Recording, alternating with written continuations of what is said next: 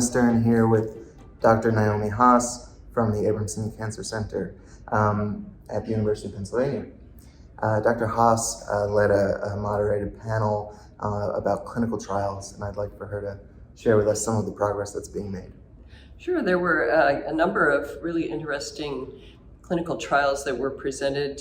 There were 9 of them with a number of investigators, and what I found was really exciting was some of the newer targets that were being explored. For example, the use of a targeted antibody that goes against carbonic anhydrase 9, which is called girentuximab, which is labeled with a little bit of radiation particles similar to what's being done in prostate cancer.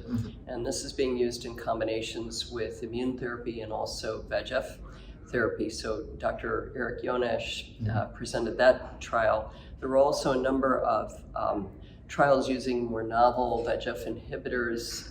Zanza is a newer drug that is somewhat similar to cabozantinib, but is being tested in combination with some immune therapies.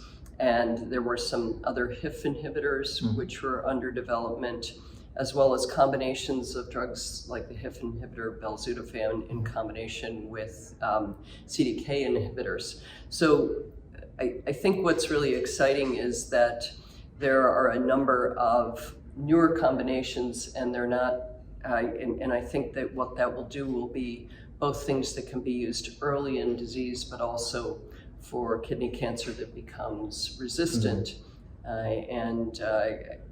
There was quite a lot of discussion about a trial called OPTIC, which was using a biomarker that we think is ultimately going to be useful, that is looking at different ways under the microscope and with molecular testing that patients' kidney cancer tumors express kind of a phenotype that would say whether they were more responsive to an angiogenic inhibitor like a VEGF inhibitor or an immunotherapy.